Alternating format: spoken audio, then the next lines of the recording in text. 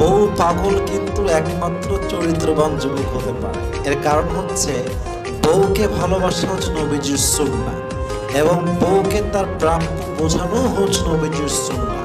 বউকে তার যথাসাধ্য যত্ন রাখা এটাও নবীর সুন্নাহ।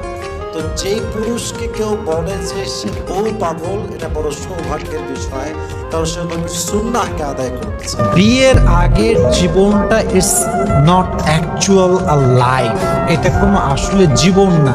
বিয়ের আগে সিঙ্গেল, পারিবারিক চাপ নাই, বউ নাই, প্রেশার নাই, সন্তান নাই, ভেরি চিল লাইফ।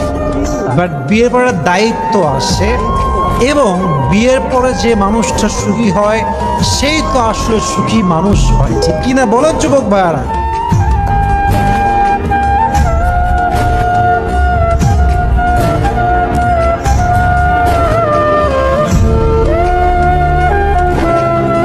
প্রত্যেকটা পুরুষ তার শখের নারীকে সাজা গোজা সুন্দর পরিপাটি দেখতে চায়। একজন স্ত্রীর উচিত নিজেকে শাড়ি পরে, থ্রি পিস পরে, হালকা মেকআপ করে, লিপস্টিক ইউজ করে, যেভাবে পারা যায় নিজেকে সুশোভিত করে, নিজেকে সাজিয়ে গুজিয়ে সুন্দরভাবে পরিপাটি করে উপস্থাপন করা।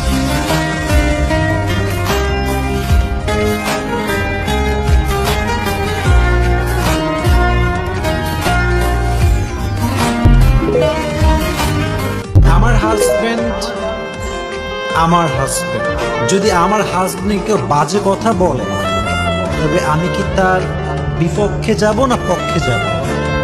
পক্ষে যাব। আমি কি বলবো যে না, এটা আমার স্বামী, খারাপ হোক ভালো হোক এটা আমার। তুই কোনো কথা বলতে? সেই স্বামী সবচেয়ে উত্তম স্বামী, যেই স্বামী তার স্ত্রীর প্রতি যত্নশীল। সেই স্বামী সবচেয়ে উত্তম স্বামী, যে হচ্ছে রোমান্টিক স্বামী। সেই স্বামী সবচেয়ে উত্তম স্বামী, যে তার স্ত্রীর দুঃখ কষ্ট স্ত্রী বলার আগে সব এমনি এমনি বুঝে ফেলে, ঠিক না বল? বউ ভালোবাসলে মানুষে বলে বউ পাগল, এরকম কথা আমাদের সমাজে আছে না নাই? আছে না নাই? বউরে ভালোবাসলে বলে আরে এই তো পাগলা, এই বউ পাগল, খালি বউরে ভালোবাসে, কিছু বোঝে না, বন্ধু বান্ধব বোঝে না। হ্যাঁ, বউ পাগল কিন্তু একমাত্র চরিত্রবান যুবক হতে পারে। এর কারণ হচ্ছে বউকে ভালোবাসা হচ্ছে নবীজির সুন্নাহ এবং বউকে তার প্রাপ্য বোঝানো হচ্ছে নবীজির সুন্নাহ। বউকে তার যথাসাধ্য যত্ন রাখা এটাও নবীর সুন্নাহ। তো যেই পুরুষকে কেউ বলে যে সে বউ পাগল, এটা বড় সৌভাগ্যের বিষয়, কারণ সে নবীর সুন্নাহকে আদায় করছে। এখন বউ পাগল হতে গিয়ে কাউকে ছোট করা যাবে না, কাউকে অসম্মান করা যাবে না। আমি একজন পুরুষ, আমার জীবনে আমি স্ত্রী পেয়েছি, এটাই খুবই স্বাভাবিক যে আমি আমার বউকে সবচেয়ে বেশি ভালোবাসবো, পাগলের মতো বাসবো। কথা ঠিক কিনা বলেন আপনারা? তো বউ পাগল যে তার স্ত্রীকে ভালোবাসতে পারে, মন থেকে ভালোবাসতে পারে, আল্লাহ নিজেই তাকে রব প্রদত্ত, আল্লাহ প্রদত্ত একটা মানসিক শান্তি দান করে। সুবহানাল্লাহ। যেটা পৃথিবীর কোথাও সে পাবে না, যেটা পৃথিবীর কোথাও সে খুঁজে পাবে না। স্ত্রীকে ভালোবাসলে একটা মানসিক প্রশান্তি, মন থেকে বলেন তো আছে না নাই? নাম্বার ওয়ান বেনিফিট, মানসিক প্রশান্তি যদি কোন হাজবেন্ড পেতে চায়, the first condition is he has to love his wife. তার বউকে ভালোবাসতেই হবে, এছাড়া কোনো উপায় তার কাছে নাই।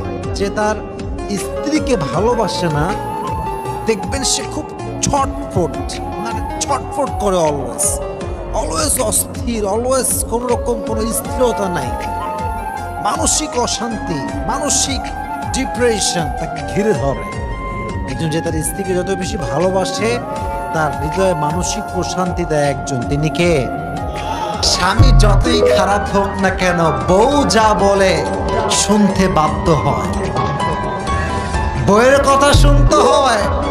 যত বড় এসপি হোক, র্যাব হোক, বিডিআর হোক, সেনাবাহিনী হোক, ওখানে তাদের বাহাদুরি চলে, বউয়ের সামনে সবাই কিন্তু মিনমিনে বিড়াল হয়ে যায়, ঠিক না?